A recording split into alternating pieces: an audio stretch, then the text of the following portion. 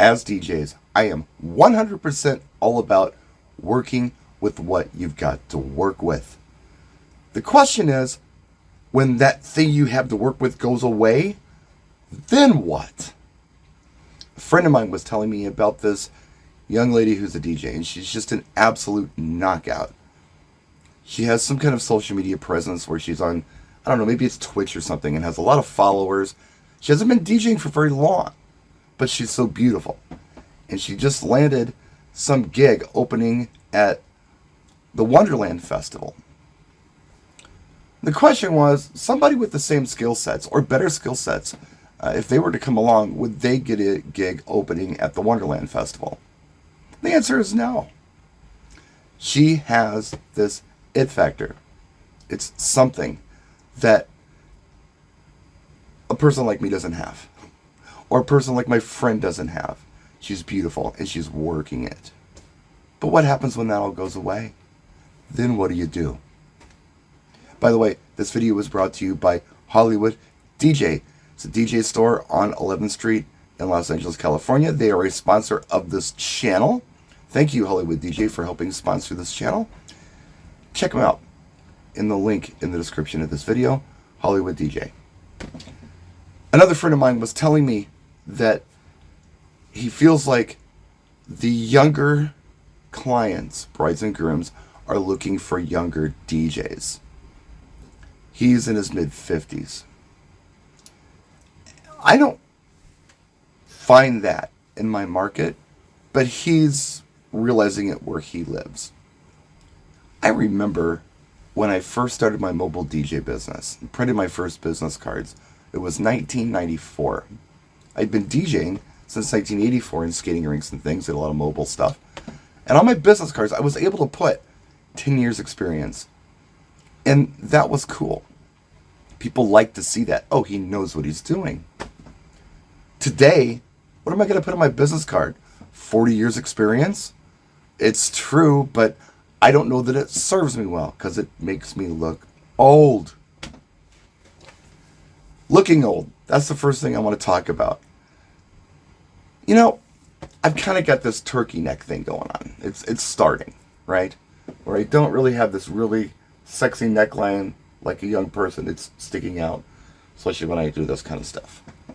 So when I'm DJing at a place like Safe House, where the whole staff is younger than my youngest kid, I try to look as good as I can. So I've got a Hidley shirt on today. I wouldn't wear that DJing at Safe House. I wear a collared shirt. It kind of helps hide the neckline. I have a receding hairline. Now look at this. I'm almost 53 years old. But I keep this real short. And I cut it myself. I do it at home. You can probably tell. But here's a life hack. The less you have here, the more it looks like you have up here. So I keep this real short, like shave it off. I will cut my hair in the bathroom by myself on a Thursday if I've got a Friday gig. It makes me look fresh. If I've got a Saturday wedding, I'll cut it on Friday. And then I'm all ready for Saturday. My friend who was complaining about how the younger DJs are getting more attention might look a little older than he needs to look. He's got a full head of hair. It's long in a ponytail, and that's fine. A lot of people have that. But he's got a mustache, like just a mustache and nothing else. If you're a young hipster, you can get away with it. But the older you get, the mustache, I think, makes you look older. Maybe getting rid of that mustache might make him look younger. I suggested it to him, and he said, nope, had it since I was a kid. It's not coming off. I will never shave my mustache. And that's a personal choice. But it was a suggestion for me. Not that I am this GQ expert on how to do things. But it seems like that might date him a little bit. If there's something you can do about your appearance that helps you look maybe a little more contemporary, maybe you should do it. If there's something about your appearance that makes you look older, maybe you should change it if you can. But there's something else I want to talk about, and that has to do with the skill sets you actually have. This is something that I have experience with. I can tell you that before my stroke, I was a very animated DJ, physically. Hands up in the air. I would walk out onto the floor, help conduct dances. If I played like a salsa track, I would grab somebody and lead them in salsa or merengue. And it was cool. I could do that kind of stuff. It was pretty entertaining at like a wedding or something like that.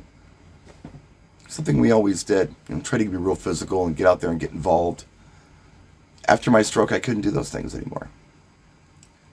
So what I had to do is rely on other skills that I had developed. And those skills include things like programming and the MC work that I do. I can still talk on a microphone, and I can still program music. I can create a really good light show. It's a better light show than what most people are doing. Most people are blinding people with their lights. That's what most are doing. I'm not doing that.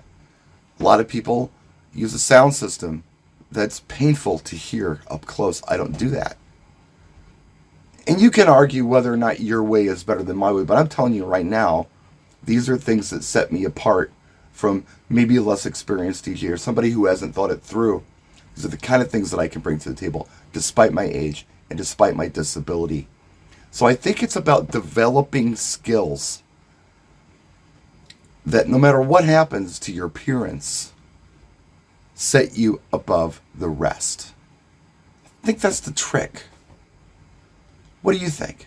Let us know down in the comments section. I'd love to know.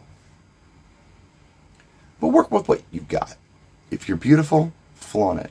If you're young, flaunt it. If you're not, take a look at yourself in the mirror and think about what you could do to make yourself look a little less like your client's grandfather. And do it. And then, don't worry so much about what you don't have. A lot of people do that. I've worked in a lot of stroke support groups where people are just so depressed. There's nothing I can say or do to lift their spirits. But then there are others who are really looking for answers. And what got me through it when it happened to me 13 years ago was, okay, I don't have an arm anymore. Okay, I don't walk very well anymore. But I do have a good arm. So let's develop this arm and make it strong. And I have. I can pick a lot of heavy stuff up with this arm. I lost my dominant hand, so I'm going to have to develop the skills that in my left hand. And I did. Best I could. I can't write, but I can do most anything else. Keep your weight down so you can move around a little better. If I'm heavy or out of shape, I'm not going to move around very well, especially with less faculties about myself physically.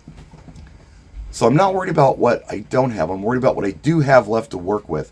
And as DJs, it's the same thing.